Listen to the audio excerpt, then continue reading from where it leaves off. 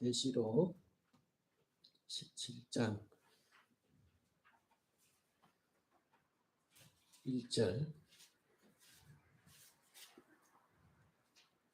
1절부터 우리 몇 절 한번 같이 쭉 한번 읽어 내려 봅시다. 계시록 17장 1절 시작. 또 일곱 대접을 가진 일곱 천사 중 하나가 와서 내게 말하여 이르기를 이리로 오라. 많은 무리에 앉은 큰 음녀가 받을 심판을 내게 보이리라. 땅의 임금들도 그와 더불어 음행하였고 땅에 사는 자들도 그 은행에 포도주를 취하였다 하고 곧 성령이 나를 데리고 광야로 가리라. 내가 보니 여자가 붉은빛 짐승을 탔는데 그 짐승의 몸에는 하나님을 모독하는 이름이 가득하고 일곱 머리와 열 뿔이 있으며 그 여자는 자주빛과 붉은빛 옷을 입고 금과 보석과 진주로 꾸미고 손에 금잔을 가졌는데 가증한 물건과 그의 음행과 더러운 것들이 가득하더라. 거기까지 보겠습니다. 드디어 오늘 요한계시록 강의 종말 시간입니다. 이제 오늘 마지막인데 제가 아마 계시록 강의를 4시간으로 잡고 4시간으로 정해서 말씀을 전했는데 이 4시간 선택이 탁월한 선택이 아니었나 제가 그런 생각을 합니다. 왜냐하면 만약에 시간을 제가 길게 잡았다면 한 10시간을 전한다든지 뭐 이렇게 몇 시간을 길게 잡았다면 여러분이 주의 재림을 기다리기보다는 지쳐서 재림의 소원을 잃어버리지 않았을까 제가 그런 생각이 듭니다. 여러분도 그렇게 생각하죠? 4시간이 아마 딱 알맞은 것 같아요.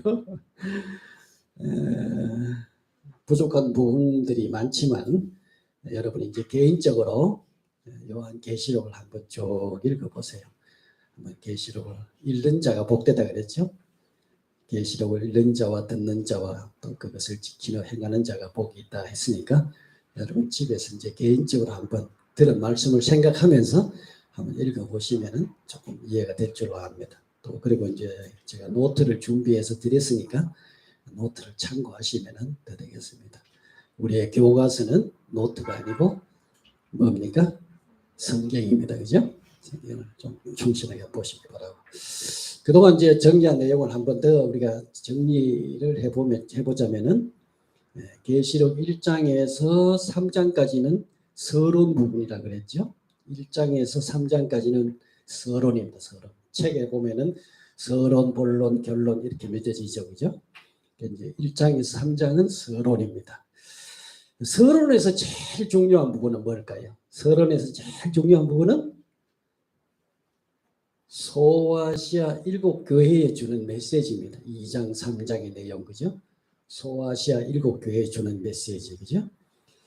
계시록은 쉽게 이야기하면 이 지상에서 고난받는 교회가 이 지상에서 지금 고통당하고 눈물 흘리고 어렵고 힘든 이런 과정들을 거치는 이런 교회가 이긴 자로서 하늘에 앉히는 모습을 보여주는 책이 사실 계시록이다 이렇게 말할 수 있습니다. 실제로 서론과 결론, 서론 부분과 결론 부분을 보면 모두 다 교회 이야기입니다. 교회 이야기로 되어 있어요. 서론은 지상에서 고난받는 교회 이야기고 2장 3장은 지상에서 고난받는 교회 이야기고 결론은 천상에서 승리한 교회 이야기입니다. 아멘. 21장 22장은 우리가 승리해서 이긴 자로 천상에 있는 승리한 교회의 모습을 그려주고 있는 것이 21장 결론 부분입니다.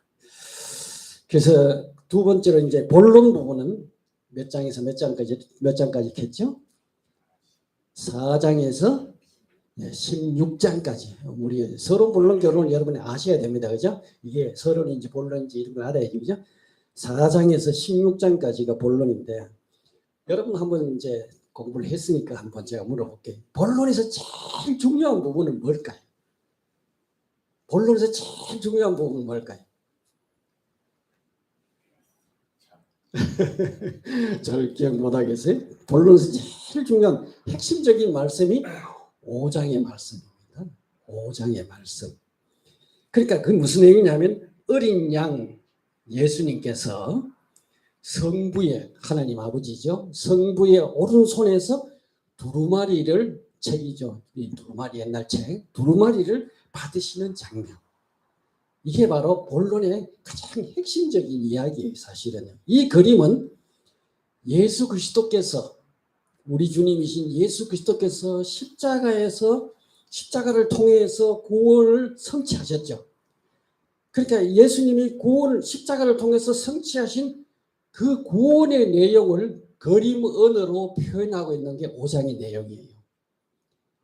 그러니까 이 본론의 내용들은 그 후반부 첨언하게 그림 언어입니다.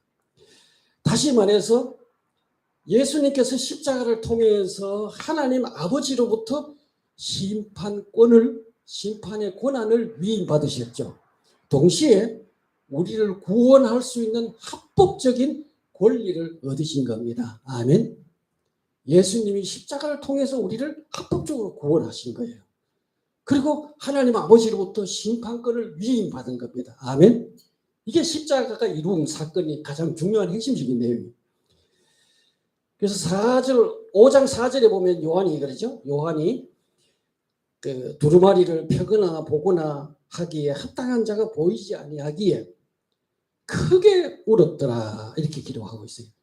요한이 하늘의 아버지가 오른손에 두루마리 책을 쥐고 있는데 이걸 펴거나 보거나 할 자가 보이지 않기에 크게 울었다. 사실 여러분 예수 그리스도가 없다면요 우리 이 사건은 정말 통고가 오래 할 사건입니다. 이걸 펼 자가 없기에 요한이 울었어요. 요한은 그 내용이 알죠. 저게 뭔지 알죠. 그죠? 크게 울었더라. 그랬더니 그 5장 5절에 보면은 24장로 중에 한 사람이 요한에게 말하기를 울지 마라. 유대 지파의 사자 다윗의 뿌리가 이겼으니 그 두루마리와 그 7인을 떼시리라 이렇게 말씀하시죠. 할렐루야. 울지 마라. 여러분 우리 눈물을 거두시기 바랍니다. 이제 우리는 울 필요가 없어요. 누가 이겼다고요? 유다 지파 사자 다윗의 뿌리 예수 그리스도가 이겼기 때문에 예수님이 십자가에서 이기신 결과로 성부 아버지로부터 두루마리를 합법적으로 취하신 겁니다. 아멘. 합법적으로 취하신 거예요. 그래서 이처럼 5장의 이야기는 복음의 핵심적인 이야기를 그림 언어로 표현해 주고 있어요. 그리고 나서 이제 6장부터 시작해가지고 7인, 그 다음에 7 나팔, 그 다음에 7 대접으로 심판 시리즈가 쭉 전개되죠. 그죠? 심판 시리즈가 7인, 그 다음에 7 나팔, 7 대접으로 이렇게 전개되는데 이것은 십자가로 성취하신 구원의 내용을 구체적으로 역사 속에 펼쳐가는 이야기다. 이렇게 이해하면 돼요. 본론은 이런 이야기고 드디어 이제 우리는 오늘 이제 17장에서 22장의 내용 결론 부분에 도달했습니다. 오늘 제가 결론 부분을 말씀을 드리도록 하겠습니다. 요한계시록 결론은 이중 결론으로 마무리됩니다. 몇 중 결론으로요? 이중 결론으로 마무리되고 있다. 요한계시록은 이중 결론으로 마무리되고 있는데 그걸 한마디로 요약하면은 첫 번째 결론은 뭐예요? 이 세상 나라에 대한 심판. 아멘. 이 세상 나라가 심판받는다. 바벨론이 심판받는다. 망한다. 이런 이야기가 기록되어 있고 그 다음에 이제 그 21장, 22장은 이제 교회의 최종적인 구원을 이야기하고 있습니다. 아멘. 교회가 새하늘 새 땅에 들어가서 그리스도의 신부로서 우뚝 서는 이런 모습. 할렐루야. 결론이 두 가지예요. 세상 나라는 망한다. 그러니까 제가 말씀드렸듯이 계속 말씀드렸지 구원이라는 것은요. 우리가 구원이라는 것은 나 예수 믿고 구원받았어. 요 단순한 게 아니에요. 구원이라는 것은 언제나 양면성을 갖고 있는 거예요. 아멘. 구원에는 무슨 면이 있다고요? 양면이 있어요. 양면이. 동전에 아까 뒤가 있는 것처럼 양면성이 있는데 요한복음 3장 우리가 뭐 복습하는 말 한 번 더 찾아서 읽어보세요. 지난번 말씀드렸는데 요한복음 3장 그 16절 18절 한번 같이 읽어볼까요? 성경 빨리 찾는 것도 훈련이 필요해. 검훈련이라는 검훈련. 요한복음 3장 16절 18절 같이 읽어보겠습니다. 시작. 하나님께서 세상을 이처럼 사랑하셔서 그 아들을 주셨으니 이는 그를 믿는 자마다 멸망하지 않고 영생을 얻게 하려는 것이다. 하나님께서 아들을 세상에 보내신 것은 세상을 심판한 것이 아니라 아들을 구원을 얻게 하실 것이다. 아들을 믿는 사람은 심판을 받지 않는다. 믿지 아니하는 자는 하나님의 독생자임을 믿지 아니하고 벌써 심판을 받은 것입니다. 아멘. 제가 이 세번역으로 옮겨놔가지고 자꾸 제가 여러분과 이 아구가 안 맞습니다. 그러니까 하나님이 이 세상을 사랑하셔서 누구를 주셨어요? 독생자 예수님을 주셨다. 아들을 주신 이유가 뭐라고요? 세상을 심판하기 위한 것이 아니고 세상을 구원하기 위해서. 이 세상 사람들이 다 죄에 빠져 있기 때문에 하나님이 세상 사람을 건지기 위해서, 구원하기 위해서 그 아들 누구를 보내셨다고요? 예수님을 우리에게 보내주신 거야. 아멘. 그렇게 예수님을 보내주시는데 사람들이 이 예수님을 믿으면 어떻게 돼요? 구원받죠. 그런데 예수님을 안 믿는다는 것은 뭐냐? 이미 심판을 받았다. 아멘. 예수님을 믿으면 구원받고 안 믿으면 이미 심판을 받았다. 그러니까 이처럼 그 구원이라는 것은 양면성을 갖고 하나는 심판이고 하나는 구원이에요. 아멘. 예수 믿으면 어떻게 되고요? 구원받아요. 안 믿으면 어떻게 된다고요? 이미 심판을 받은 거예요. 똑같은 거예요. 이미 우리가 뭐 죽고 망한 것이 아니라 이미 심판 받은 것과 같은 겁니다. 요사이 우크라이나하고 러시아하고 전쟁이 일어났습니다. 그죠? 참 세계에 엄청난 영향을 미치죠.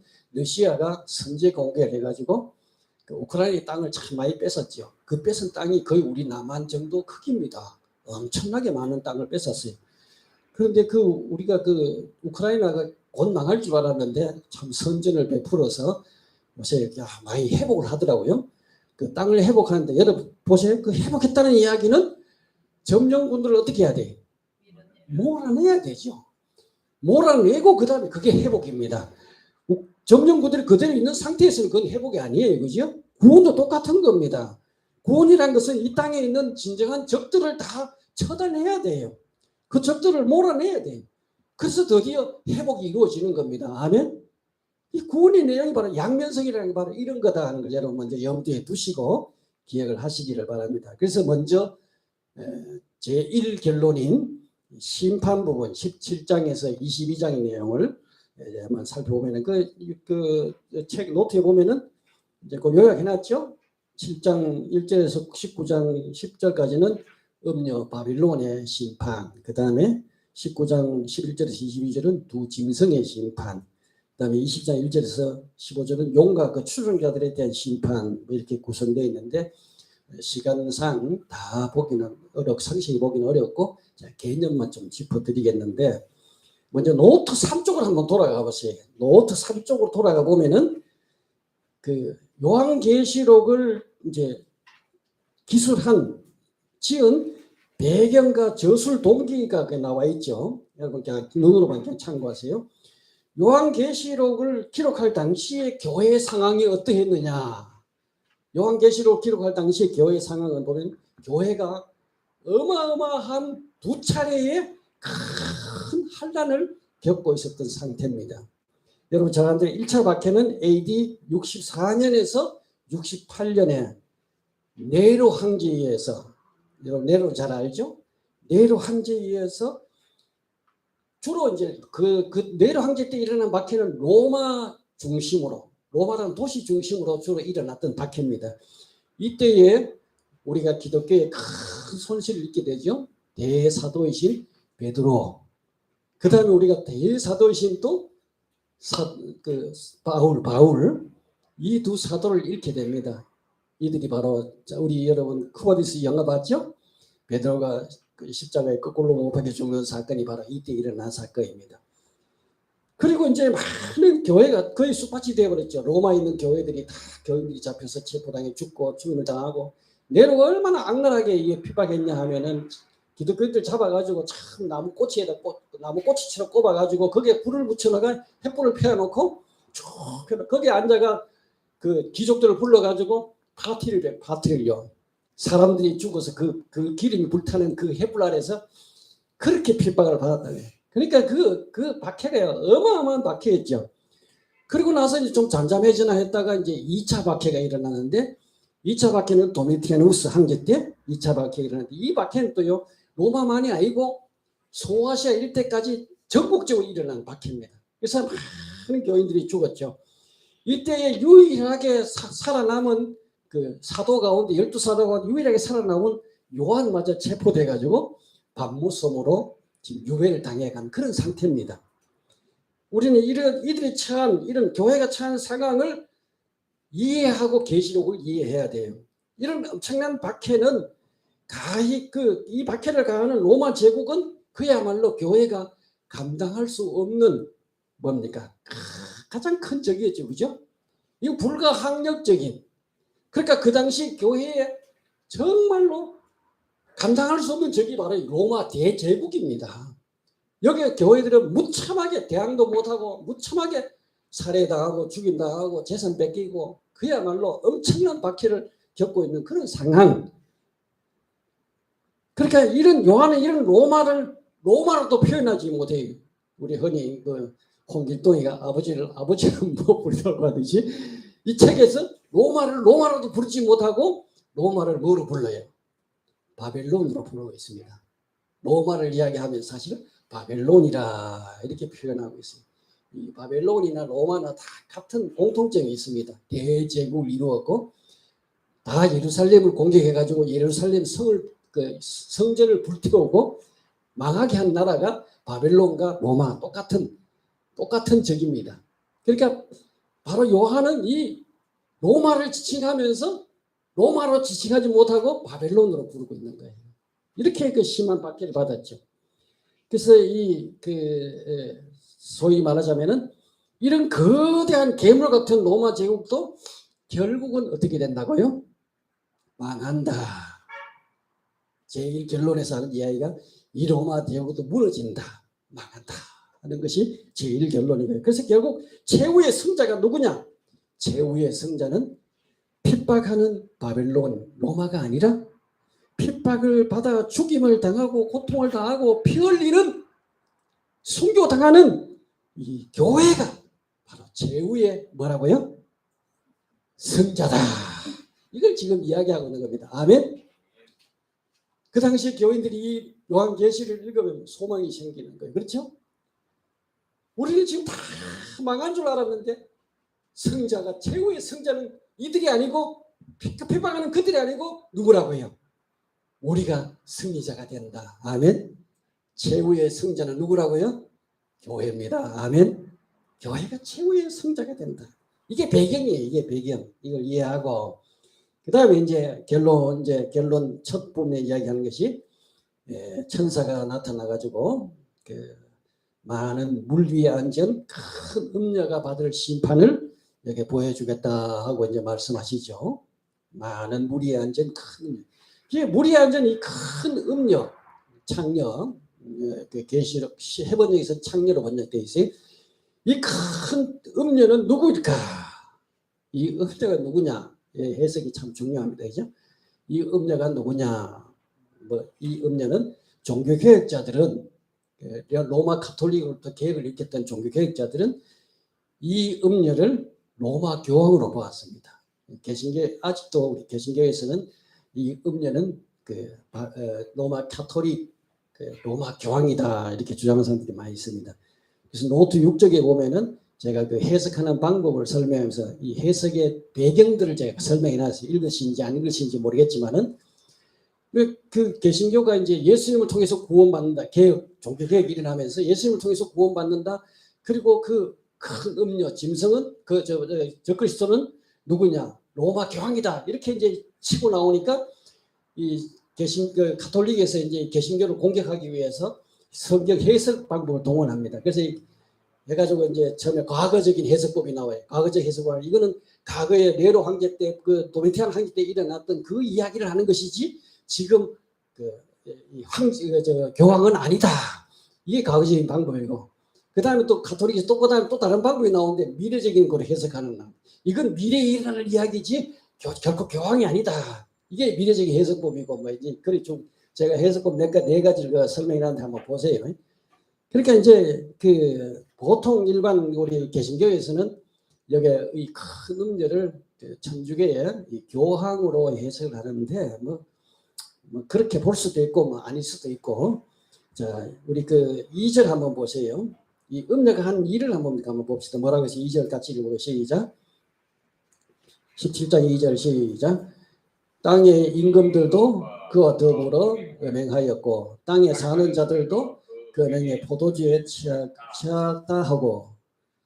자, 그렇죠? 여기 보니까 이 음녀가 한 일이 보니까 세상 땅의 임금들도 그와 더불어 음행하였고 땅에 사는 자들도 그 음행의 포도주에 취하였다. 그러니까 다시 말해서 임금들뿐만 아니라 땅에 사는 자들을 다 혼미하게 만들고 술 취한 것처럼 혼미하게 만들고 그래서 결국은 범죄하도록 하는 자, 결국은 거짓 종교를 가르치는 것을 볼 수가 있겠죠.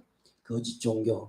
이게 아마 막 나타날 적그리스도인지 하여튼 뭐 로마 천주교의 교황인지 모르지만은 하여튼 그런 것은 분명합니다. 본 해석에 의하면 5절 한번 보세요. 요한은 뭐라고 해석해 놨는 거 보세요. 음녀가 누군지 5절 시작. 그의 이마에 이름이 기록되었으니 비밀이라 큰 바벨론이라 땅의 음녀들과 가정한 것들의 음이라 하였더라.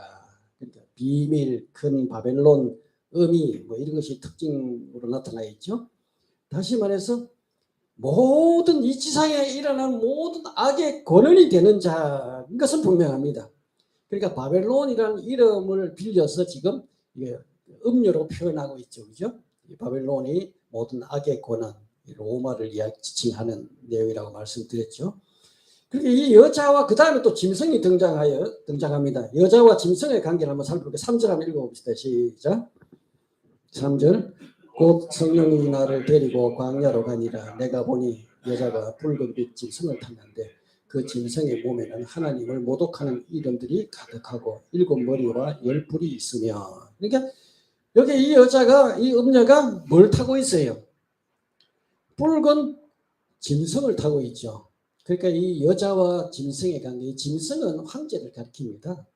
짐승은 그 로마의 황제들을 가리키는 이야기인데 황제와 그 다음에 이 음녀와의 관계가 굉장히 친밀한 관계죠. 그죠? 서로 보완적인 관계고 굉장히 협력적인 관계다 하는 것을 알 수가 있습니다. 그죠? 그래서 이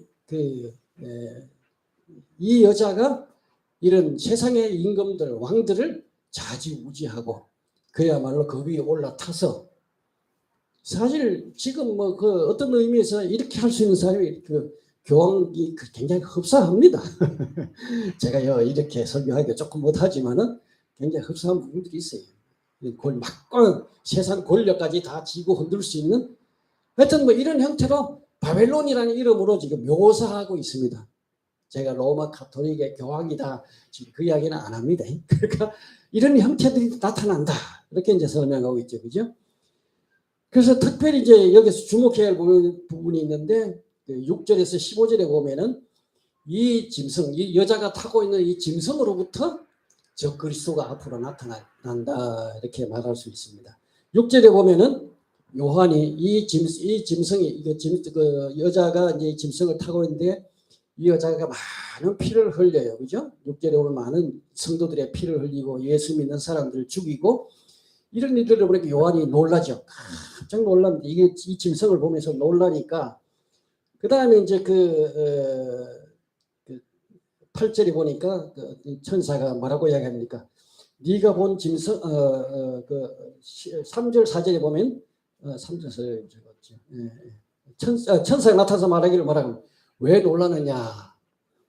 내가 그 여자와 그가 탄 7머리와 10뿔을 가진 짐승의 비밀을 네게 이르리라. 그건 놀랄 일도 아니다. 앞으로 그보다 더 놀랄 만한 비밀이 거기 숨어 있다. 그러면서 이제 그 7머리와 10뿔을 달린 짐승에 대한 해석들이 쭉 밑에 나오는데 이거 이 비밀이라고 했으니까 비밀을 공개하면 이제 사건이 풀립니다. 그죠? 자, 이 짐승의 모습은 사실 12장 3절 4절에 나오는 용의 모습하고 같아요. 용을 묘사할 때도 머리가 7이고 10뿔을 가졌다 이렇게 묘사해요. 이 짐승도 머리가 7이고 뿔이 10이다 이렇게 묘사해요. 다시 말해서 이 짐승은 누구를 닮았어요? 용하고 닮았다. 그런 용과 일체감을 보여주고 있죠. 그러니까 이런 세상의 짐승들이 누구의 컨트롤을 받고 있어요? 용, 마귀의 컨트롤을 받고 있다. 세상의 권력자들이 누구의 지배를 받고 있느냐? 마귀의 지배를 받아서 세상을 지금 움직이고 있다는 겁니다. 여러분, 요한이 참 기가 막히게 표현했어요. 이 세상의 황제들을 짐승이라고 표현했어요. 짐승. 여러분, 정치하는 사람들도 솔직히 말해서 짐승입니다. 그 기대하지 마세요. 뭐 그게 일비 해가지고 이 사람들께 도덕성을 요구하고 막 짐승들. 그 하여튼 뭐 잘 표현했어요. 짐승이라 표현했어요. 그래서 하여튼 뭐 이 짐승 여기 이제 짐승에 대해서 설명하는 8절에 나온 내용이 나오죠. 8절 한번 내가 본 짐승은 전에 있다가 지금은 없으니 장차 무적에로부터 올라와 멸망으로 들어갈 자. 이 짐승은 결국 멸망할 자라는 표현을 하고 있어요. 그래서 이 짐승의 7머리는 7왕이라 이렇게 표현했죠. 이 7왕이 누구냐? 7왕은 우리 누군지 모릅니다. 솔직히 말해서 이 7왕을 뭐 누구 이렇게 하는 다 그건 잘못된 해석입니다. 7왕이 누군지 모르는데 10절에 보면은 어떻게 이야기해놨어요? 7 중에서 5은 망하였고, 그러니까 5은 과거 인물이다 이 말입니다. 그죠? 5은 과거 인물이고 하나는 어떻다고요? 현재 있고, 그러니까 현재 인물이에요. 현재 있고, 그 다음에 다른 하나는 아직 이르지 않았다. 그 미래 인물입니다. 이 미래 인물이 바로 장차 나타날 적 그리스도를 나타내는 것으로 보면 될 것 같아요. 장차 나타날 적 그리스도. 그러니까 왕들 7이 있는데 5은 미래 과거의 인물이고 하나는 현재의 인물이고 나머지 하나는 미래의 인물. 14절에 보면은 이 짐승이 감히 누구에게 도전해? 14절 한번 읽어보세요. 시작. 그들이 어린 양과 더불어 싸우려 하니 어린 양은 만주의 주시요 만왕의 왕이시므로 그들을 그리스도이시오. 또 그와 함께 있는 자들은 곧 부르심을 받은 택하심을 받은 진실한 자들로 이겼더라 하고 나오죠. 그러니까 이 미래에 나타날 이 짐승들이 감히 누구에게 도전하느냐? 어린 양 예수에게 도전합니다. 그죠? 예수님께 싸움을 걸어와요. 그러니까 이들이 예수님을 이길 수 있을까요? 없을까요? 예수님을 이길 수 없습니다. 예수님이 누굽니까? 만왕의 왕이고 만주의 주가 되시는 분, 온 우주를 통치하시는 그분이 바로 주님이신데 예수님께 도전해서 이기겠어요. 언제 사탄이요? 세상 나라들이요? 언제나 누구에게 도전하냐? 하나님께 도전해요. 여기 가져오는 이름들이 나오고 하죠. 결국 이길 수가 없습니다. 그렇게 결국은 어떻게 돼요? 이 짐승은 멸망할 자라는 겁니다. 궁극국에 가서는 망한다. 이렇게 말하죠. 자, 그리고 이제 18장으로 넘어갑니다. 18장으로 넘어가면은 18장의 핵심은 뭐냐? 바벨론이 망하는 이야기를 하고 있습니다. 18장의 내용은 바벨론이라는 이 음녀가 망하는 이야기를 쭉 하고 있는데, 그 천사가 나타나서 그 바벨론이 멸망할 이야기를 쭉 이야기하죠. 몇 절입니까? 2절 한번 읽어보세요. 시작. 힘찬 음성으로 외쳐 이르되 무너졌도다 무너졌도다 큰 성 바벨론이여 귀신의 처소와 각종 더러운 영이 모이는 곳과 각종 더럽고 가증한 새들이 모인 것이 되었도다. 무너졌도다 무너졌도다 무너졌도다. 이 거대한 교회가 감당할 수 없는 이런 로마의 대제국들 결국은 끝에 가서 어떻게 된다고요? 무너졌도다 무너졌도다 무너졌도다. 망하고 또 망한다. 이것이 이제 결론을 쭉 이야기하고 있죠. 그죠? 이 로마를 망하게 하는 죄가 뭘까? 로마가 망하게 하는 죄들이 쭉 나와 있어요. 그죠? 2절에 보면은 그 17장 2절에 보면은 그 하나님의 왕들 그 세상의 왕들을 음행하도록 하였죠. 그죠? 뭐든지 언제든지 죄는요 혼자 죄 안 지어요. 하와가 선악과 따먹을 때 혼자 따먹었어요. 둘이 따먹었어요. 그 당시에 사람이 전부 2명밖에 없었습니다.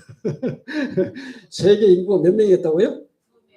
2명이었는데 하와가 선악과를 한 개 따먹어버렸어요. 그러면 그 인류 가운데 반이 지금 아직 남아 있습니다. 그죠? 제한 지금 반이 남아 있는데 이 한 개를 먹고 그다음에 어떻게 했어요? 반이라도 살려야 되는데 같이 줘가지고 죄를 지켜서 인류 전체가 망하도록 만들었습니다. 사탄은요, 죄 지을 때 언제나 혼자 안 지어요. 술 먹을 때도 보면 혼자 안 먹고 친구 불러내가지고 같이 술 마시고 같이 여자한테 가고요, 같이 죄를 짓고 같이 망하도록 만들어요. 이게 언제는 죄란 놈은 언제나 이렇게 같이 가는 겁니다. 같이. 그러니까 이 짐승도 보면요, 세상의 왕들을 다 불러가 같이 하나님 반역하게 만들고 하나님 죄 짓도록 만들어요. 음행하도록 하겠다. 그렇죠?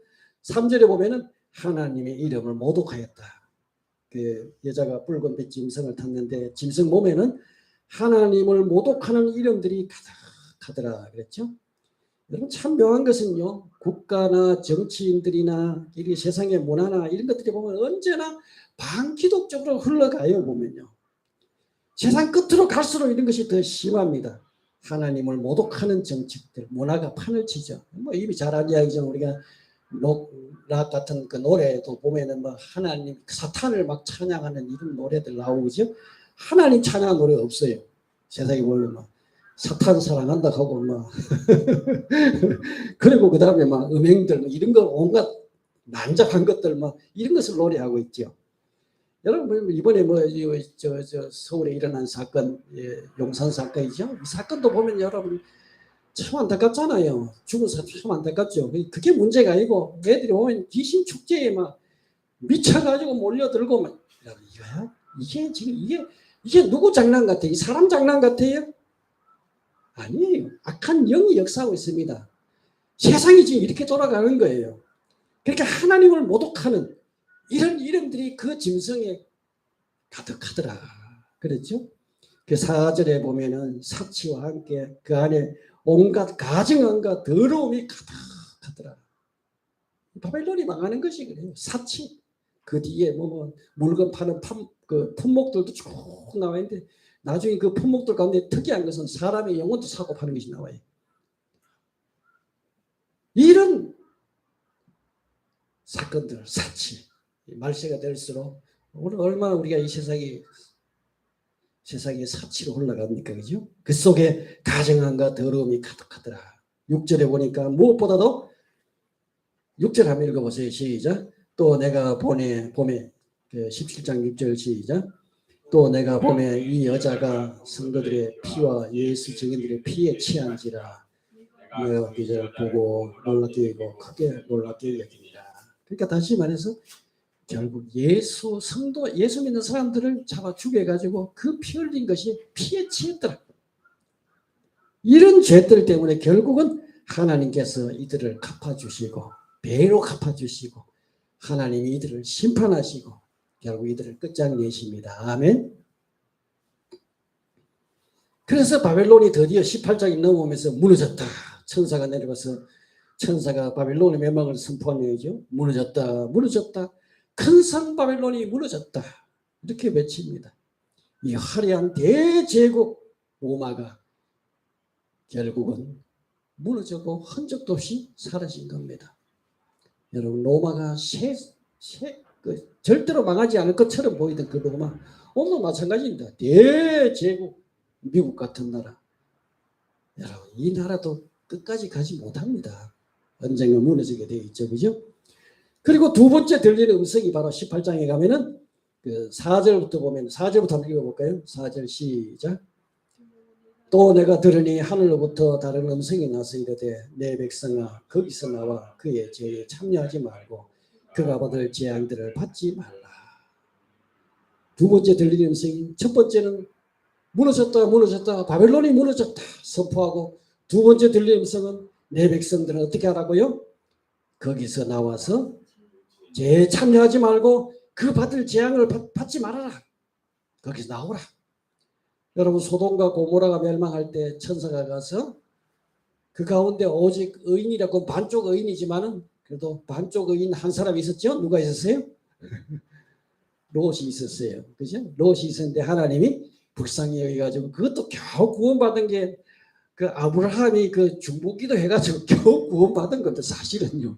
롯이 의로워가지고 구원받은 게 아니고 그 구원받았는데 그 부부가 딸 둘하고 부부가 4명이 나오다가 그것도 다 구원받지 못하고 어떻게 했어요? 부인이 뒤돌아보다가 어떻게 했어요? 소돔 고모라에서는 소금 기둥이 돼가지고 망해버렸습니다. 그러니까 거기서 빨리 나와야 되죠. 그 죄에 참여하지 말아야 되죠. 망하는데 거기 계속 눌러있으면 같이 망해요. 나와다가도 그 다음에 그걸 결국 끊지 못하고 뒤돌아보다가 소금 기둥 붙이면 오늘 여기 천사가 외칩니다. 그죠? 거기서 나오라. 여러분 죄에 빠지지 말고 세상과 함께 망하지 말고 우리는 구별된 삶을 살아야 됩니다. 아멘. 자, 이 바벨론이 이제 비로소 이제 망했어요. 무너졌어요. 그러니까 이 멸망에 대한 반응이 나오는데 바벨론이 멸망하니까 아주 슬퍼하는 사람도 있었어요. 통곡하는 사람도 있었어요. 그들이 누굽니까? 상인들, 부자들, 모든 선장들, 성객가, 선원가, 바다에 일하는 사람들이 슬퍼하더라 그랬어요. 이들이 누굽니까? 바벨론에 빌붙어서 바벨론으로부터 함께 혜택을 누리던 자들입니다. 제가 얼마 전에 어떤 사람을 만났는데 이 사람이 막 윤석열 대통령을 막 욕을 하더라고요. 제 정치 이야기 하는 거 아닙니다. 막 윤석열 대통령 욕하는데 욕하는 이유를 제가 들어보니까요. 이 사람이 뭘 하느냐 하면 그 재생 에너지 하는 사람, 재생 태양광이죠. 태양광 하는 사람인데 지금 윤석열 대통령이 나가 원전 다시 회복하고 그러니까 태양광이 잘 될까요? 안 될까요? 당연히 안 되죠. 그래서 이 재생에너지 사람 전에는 잘 됐다는 거예요. 이게 나가 윤석열이 나가지고 그 원전 이거 뭐 회복하고 하니까 지금 이게 지금 뭐 마이너스도 지고 뭐 이게 그렇게 욕을 막 하는 거예요. 그러니까 피해가 크다는 겁니다. 마찬가지입니다. 오늘도요 바벨론이 이 대제국 악의 소굴인 바벨론이 망할 때 이걸 슬퍼하고 통곡하는 사람이 있어요. 그들이 누구냐? 거기에 불이 붙어서 함께 먹고 살던 사람들입니다. 그 대신에 이들의 멸망을 기뻐하고 막 할렐루야라고 외치는 사람들이 나와요. 기뻐하는 사람들은 이게 이제 하늘에서입니다. 우리 19장으로 넘어가 보세요. 19장으로. 19장 1절부터 한번 읽어보겠습니다. 19장 1절부터 시작. 일 후에 내가 들으니 하늘에서 큰 무리의 큰 음성 같은 것이 이르되 할렐루야. 이렇게 할렐루야 계속 나옵니다. 할렐루야, 할렐루야, 할렐루야. 할렐루야가 막 붙어요. 할렐루야. 구원과 영광과 능력이 우리 하나님께 있도다.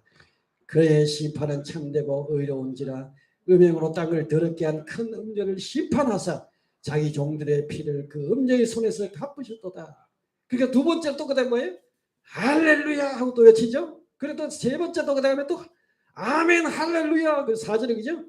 그다음에 이제 쭉 내려가서 또 그 몇 절입니까? 그 6절에 보면 중간에 할렐루야.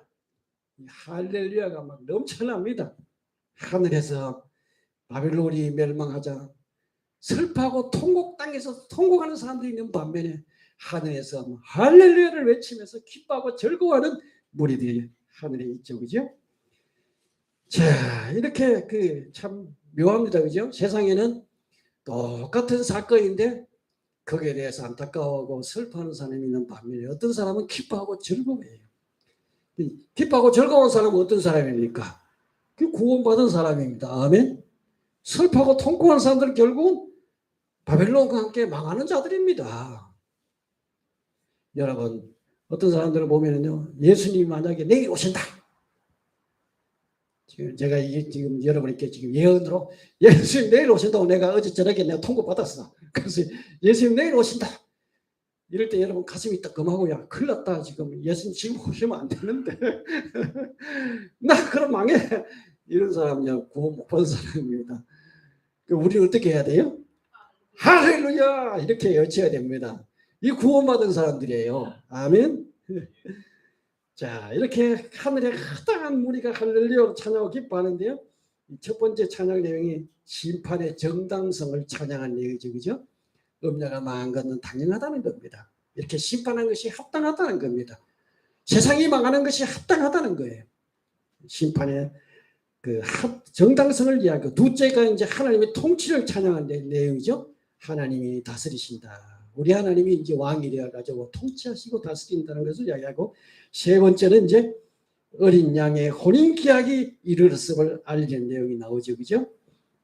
어린 양의 혼인 기약이 이르렀다. 우리 그 6절부터 한번 읽어볼까요? 시작.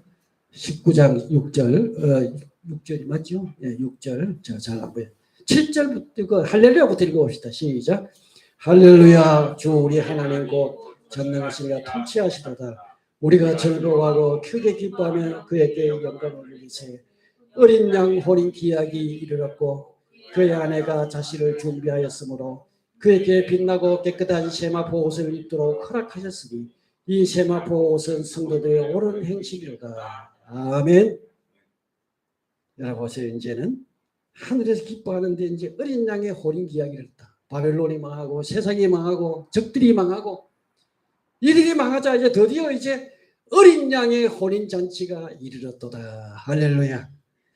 여러분 이게 혼인 잔치, 어린 양 혼인 잔치 복잡하게 생각할 거 없어요. 이게 여러분 상징적으로 상징적인 용어로 사용하는 겁니다. 여러분 우리가 뭐 신랑이 4대 뭡니까 이거 사모관대 쓰고 그 다음에 신부가 쪽돌이 쓰고 이래가지고 맞절을 하고 이걸 뭐 올리는 결혼식을 여러분 자꾸 염두에 두면 안 됩니다. 여기 혼인이 뭡니까? 혼인이란 것은 모르는 남자와 여자가 둘이 만나서 어떻게 해요? 두 사람이 하나 되는 의식이죠, 그죠? 부부가 하나 되는 이 세상에 두 사람이 하나 되는 건 혼인 의식밖에 없습니다, 그죠? 둘을 하나로 묶어주는 의식이 바로 혼인 예식이에요. 그러니까 우리가 예수 믿고 구원받고 생명 얻고 성령이 우리 안에 오시고 그런데 이것이 완성되는 날이 언제냐? 어린 양의 혼인잔치입니다. 아멘. 그리스도가 우리의 신랑이 되시고 우리는 그의 신부로서 이제 완전한 일치를 이루는 이게 바로 하늘의 천국이고 이게 바로 낙오입니다. 아멘. 주님과 우리가 하나가 되어 사는 이런 모습들. 그래서 그 8절을 읽어보세요. 19장 8절을 같이 읽어보세요. 시작. 예, 18, 19, 9절 이제 시작. 천사가 내게 말하기를 기록하라. 어린 양의 혼인 잔치에 청함을 받은 자들은 복이 있도다. 아멘. 어린 양의 혼인 잔치에 청함을 받은 자들은 복이 있도다. 그 자리에 참석하는 사람이 복된 줄로 믿으시길 바랍니다. 아멘. 우리가 어린 양 그리스도와 함께 혼인 잔치에 참여하는 사람들이 복된 자들인 거예요, 그죠? 자, 그리고 이제 주의 재림이 이루어집니다. 주의 재림이 우리 19장 11절부터 한번 쭉 읽어봅시다. 시작. 또 내가 하늘 열린 것을 보니 보라 백마와 그 탐자가 있으니 그의 이름은 충신과 진실이라. 그가 공의로 심판을 싸우더라. 그의 눈은 불꽃 같고 그 머리는 하는 건들이 있고 또 이름 쓴 것이 하나 있으니 자기밖에 아는 자가 없고 또 그의 피 뿌린 옷을 입었는데 그 이름은 하나님의 말씀이라 칭하더라. 하늘에 있는 군대들이 희고 깨끗한 새 옷을 입고 백마를 타고 그를 따르더라. 아멘. 자, 여기 이제 그 예수의 재림을 묘사하는 내용이에요. 예수님이 이 땅에 오시는데 예수님이 어떤 모습으로 오시느냐? 예수님은 전투하는 자의 모습으로 오십니다. 싸우는 그 용사의 모습으로, 장군의 모습으로 지금 등장하고 있는 거예요. 그렇죠? 백마를 타고 주님 오십니다. 여러분, 초림 예수님, 이 땅에 2000년 전에 오신 예수님은, 초림 예수님은 어떤 모습으로 오셨어요? 초림 예수님은 어린아이로 오셨습니다. 아무런 힘도 없고 그야말로 무방비 상태로. 여러분, 어린아이가 무슨 힘이 있어요? 아무런 힘이 없는 우리 인간으로 오셨어요. 아멘. 인간으로 오셔서 어린아이로 태어나가 그분이 자라나서 이 세상을 구원하기 위해서 십자가에 못 박혀 원수에게 잡혀서 못 박혀 죽으시고 그야말로 연약한 모습으로 오셨습니다. 그래서 이 땅에 예수님이 구원을 이루셨는데 예수님이 가셔서 내가 다시 온다고 약속하셨어요. 재림 예수님은 어떤 모습으로 오시냐? 어린아이로 오시는 것이 아니에요. 이제는 칼을 뽑아들고 싸우는 용사의 모습으로, 장군의 모습으로 주님이 백마를 타고 오십니다. 할렐루야. 그래서 여기 보니까 이제 예수님이 오시는데 그 예수님이 싸우는 대상들이 누구냐? 이 짐승과 땅의 임금들과 그의 군대들입니다. 이들을 상대로 해서 싸우시죠. 그죠? 그래서 이 짐승들 앞에서 표적을 행하고 거짓 선지자들 이제 다 잡혀가지고 이들이 이제 불못에 던지옵니다. 싸움의 예수님이 이 땅에 오셔가지고 재림하셔서 싸워서 이긴 결과가 이제 어떤 결과가 나타났냐? 그게 큰 잔치가 하나 베풀어져요. 어떤 잔치가 베풀어지느냐? 독수리들의 잔치입니다. 새들의 잔치입니다. 17절, 18절, 19장 17절, 18절 읽어보세요. 시작. 또 내가 보니 한 천사가 태양 아래에서 공중에 나는 모든 별 향하여 큰 성으로 외쳐이르되 와서 하나님의 큰 잔치에 모여 왕들의 살과 장군들의 살과 양파들의 살과 말들과 거기를 산 자들의 살과 자유들이나 종들이나 작은 자나 큰 자나 모든 자의 살을 먹으라 하더라. 그러니까 큰 잔치가 베풀어진 새들의 잔치입니다. 이 땅에 어린 양 예수님께 죽임을 당한 그들의 시체들을 새들이 잔치를 베풀어요.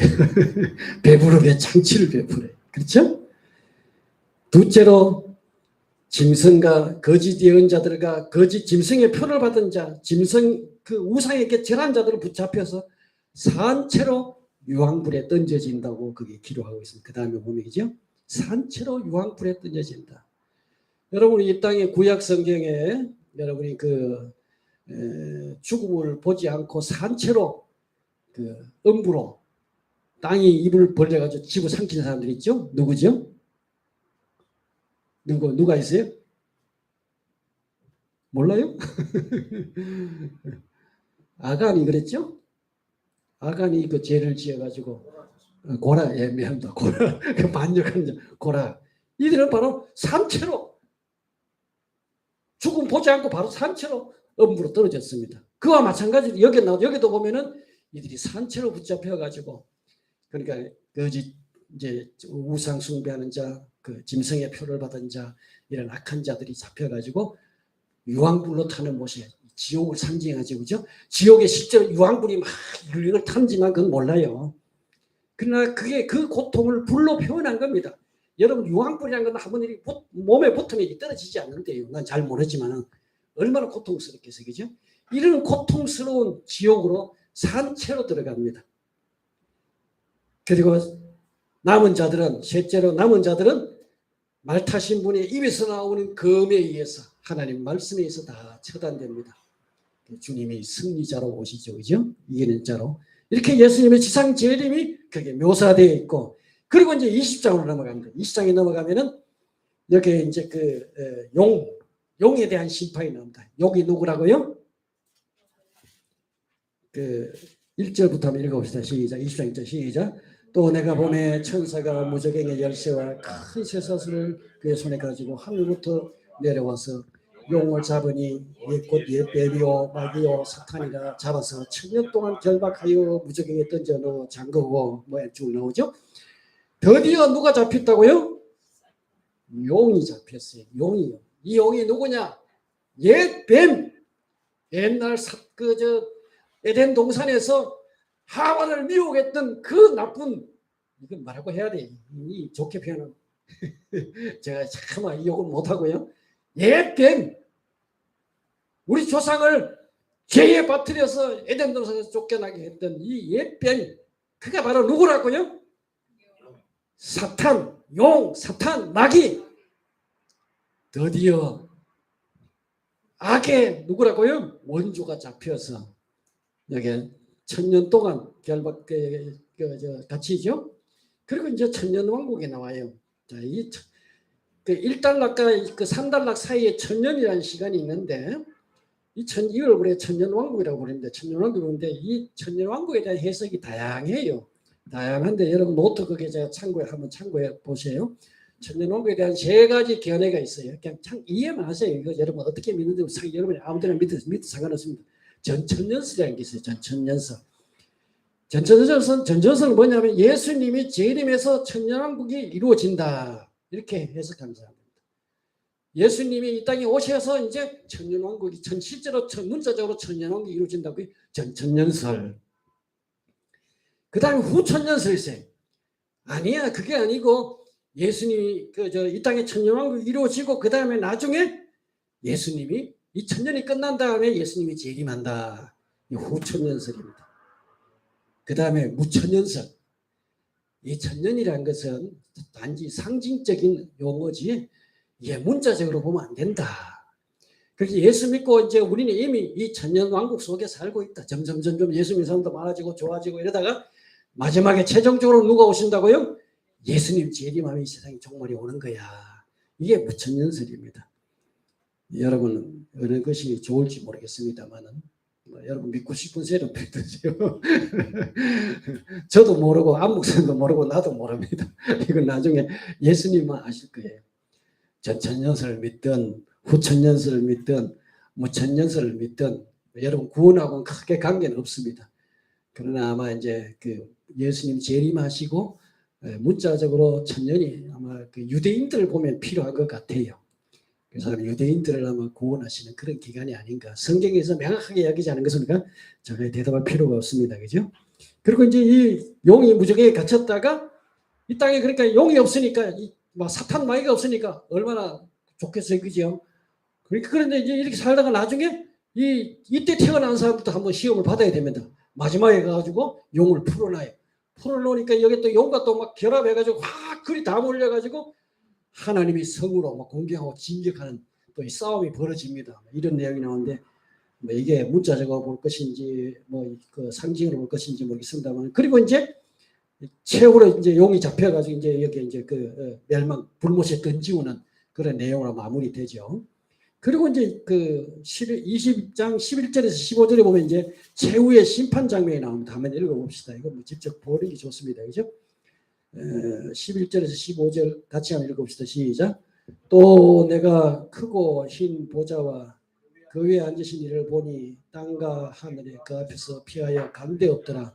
또 내가 보니 죽은 자들이 큰 자나 작은 자나 그 보좌 앞에 서 있는데 책들이 펴 있고 또 다른 책을 펴졌으니 그 생명책이라. 죽은 자들이 자기 행위를 따라 책들에 기록된 대로 심판을 받으니 바다가 그 가운데 죽은 자들을 내어주고 또 사망과 음부도 그 가운데 죽은 자들을 내어주매 각 사람이 자기 행위대로 심판을 받고 사망과 음부도 불못에 던지오니 이것이 둘째 사망 곧 불못이라.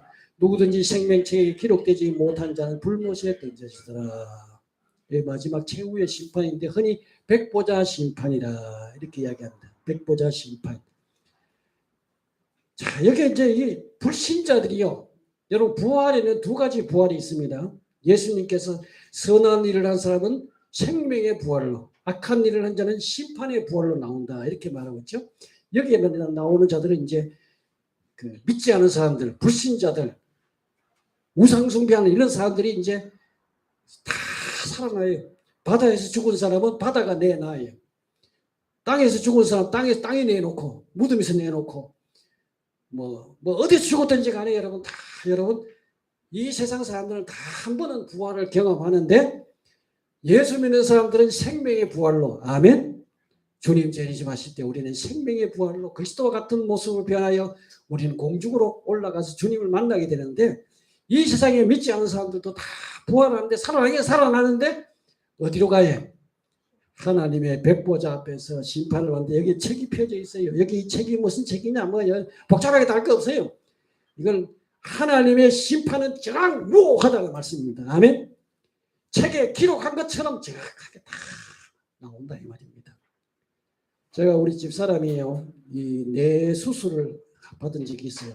뇌 수술을 받은 적이 있는데 이 뚜껑을 열고 뇌 종양을 이렇게 제거했는데 이 종양을 제거하고 나니까요. 집사람이 어렸을 때 받은 상처, 어릴 때 그 기억이 생생하게 살아나는 거예요. 여러분 우리 뇌에요 다 입력되어 있어요. 철필로 기록하듯이 지난 과거의 모든 일들이 다 기록되어 있어요. 하나님이 여러분이 지은 죄들 모든 것들을 하나님이 정확하게 기억하셔서 심판하신다는 말씀입니다. 아멘. 그리고 불못으로 던지워진다.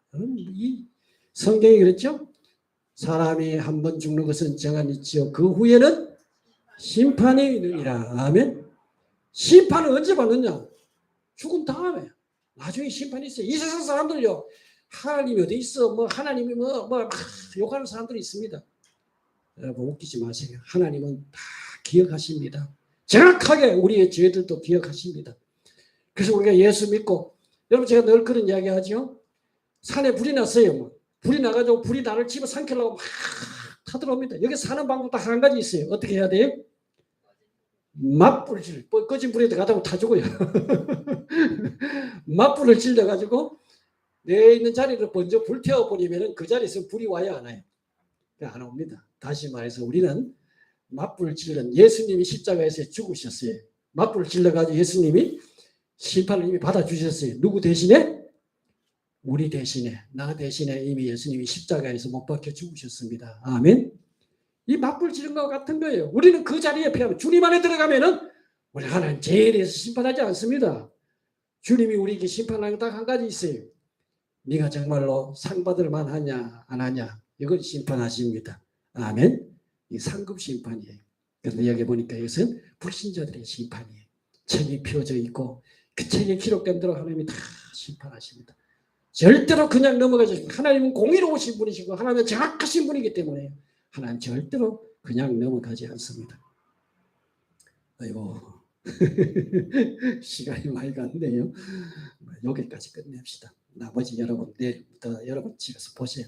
요한계시록 마지막 부분은 이제 그 결론 21장에서 22장은 이게 이제 그 제가 결론 한 가지 말씀드릴게요. 이것은 그 천국을 이야기하는 게 아닙니다. 여기에 나오는 새 예루살렘, 요건 좀 이야기를 하고 제가 마무리해 줘야 되겠네요. 그 새 예루살렘, 여러분 구원이라는 것이요. 한번 제가 물어볼게요. 여러분 구원이라는 것이 여러분 개인이 막 구원받을까요? 아니면은 공동체로 구원받을까요? 우리 개신교에서는요, 개인 구원을 너무 지나치게 강조해요. 너무 지나치게 강조하는데 사실은 여기 성경에 보면요, 공동체 구원으로 나와 있어요. 그게 우리가 어떻게 이해하느냐 하면은 에베소서, 제가 죄송합니다. 에베소서에 보면은 그 에베소 2장에 나오죠. 거기 보면은 우리를 성전으로 지어져 간다 이렇게 나옵니다. 여러분이 벽돌 한 장 한 장으로 천국에 옮겨가는 게 아니고 우리는 환난을 겪고 고난을 겪고 이런 가운데 속에 한 사람 한 사람이 구원받아서 천국 곳간으로 들어가죠. 이들이 바로 새 예루살렘이 돼가지고 이 교회입니다. 새 예루살렘이 돼가지고 하늘에서부터 내려옵니다. 아멘. 공동체로. 그리고 우리가 교회가 중요한 거예요. 우린 교회가 돼야 돼요. 우린 교회에 소속되어서 주님을 섬겨야 됩니다. 아멘. 무교회주의자들이 흔히 그런 이야기하죠. 나는 예수 믿지만 나는 교회는 싫어. 아니에요. 교회에 없으면 구원도 없습니다. 사실은요. 그래서 제가 그런 이야기들 쭉 할 게 많은데 시간이 다 갔기 때문에 저는 여기서 끊겠습니다. 그래서 여기까지 오늘 21장에서 22장은 노트 참고하셔가지고 여러분 보시기 바랍니다. 목사님.